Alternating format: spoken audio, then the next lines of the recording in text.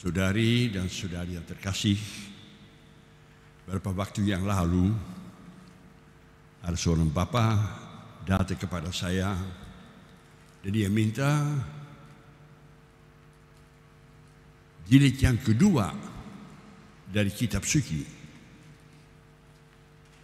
Heran saya, jilid kedua dari kitab suci.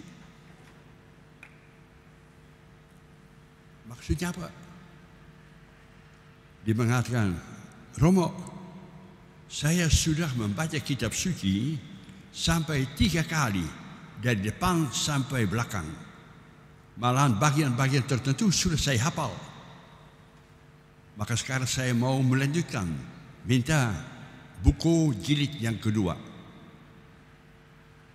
Lucu?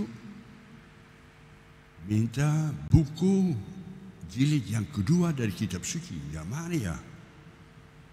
Mikir, akhirnya saya menjawab, Pak, jilid kedua dari kitab suci adalah mempraktekkan isi kitab suci. Baca, hafal, tapi kalau tidak mempraktekkan, kurang membaca. Jadi ada banyak orang yang rajin membaca, matanya awas, membaca sabda Tuhan, tetapi tidak mewujud nyatakan, tidak mengeterapkan dalam kehidupan mereka sendiri, hidup mereka itu tidak berubah. Orang bertanya, mengapa Yesus suka cerita dalam suatu perumpamaan? Sebenarnya Yesus mau supaya pesan Allah kepada manusia gampang dicerna, gampang dipahami. Maka dia cerita seringkali diingat. Tapi percuma kalau cerita dari Yesus itu tidak diterapkan kepada kehidupan kita sendiri. Kalau membaca kitab suci selalu harus bertanya, pesan manakah mau disampaikan oleh Tuhan Yesus pada saya? Perubahan apa harus terjadi pada diri saya? Kalau tidak, hanya baca-baca saja, tapi tidak mengerti, tidak memahaminya. Jadi membaca kitab suci dilanjutkan dengan jilid yang kedua, mempraktekkan apa yang tertulis, apa yang disampaikan oleh Tuhan kepada kita. Masalahnya adalah orang mau mendengar, tapi seringkali tidak mau mendengarkan. Kalau mendengar itu urusan telinga,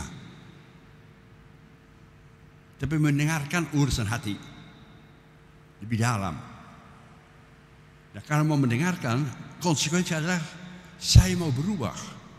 Saya mau melepaskan kebiasaan saya sehari-hari dan saya mau menyesuaikan dengan apa yang diperintahkan Tuhan kepada saya. Nah, itu berat. Itu susah. Maka orang lebih suka berhenti pada mau mendengar, tapi tidak sampai kepada mendengarkan. Contoh, Yesus mengatakan berkali-kali, kau harus mengampuni musuhmu.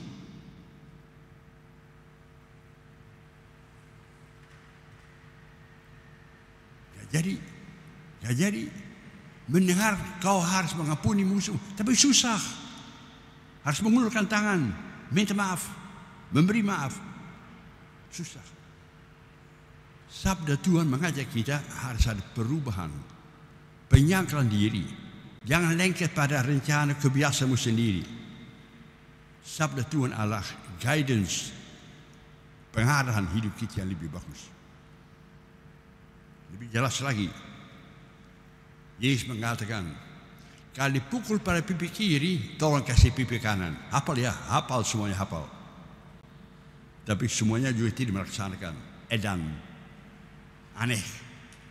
Masa menjadi pukul sekali lagi, balas. Jadi sabda Tuhan itu namanya hanya sampai kepada mata, sampai telinga saja, tidak sampai membawa suatu perubahan dalam diri kita. Maka Yesus itu sedikit kesal. Percuma saya mengajar kepada kalian tentang kebaikan Tuhan kalau itu tidak diwujud nyatakan, dipraktekkan dalam kehidupan sehari-hari. Mudah-mudahan Yesus itu tidak berbicara demikian kepada kita. Mudah-mudahan kita membuka hati kita, mau mendengarkan, mau melaksanakan sabda Tuhan. Dulu kita seringkali mengakhiri Injil dengan berbahagialah orang yang rajin tekun mendengarkan sabda Tuhan, dan tekun melaksanakannya. Semoga tetap berlaku dan kita berbuat demikian. Semoga demikian.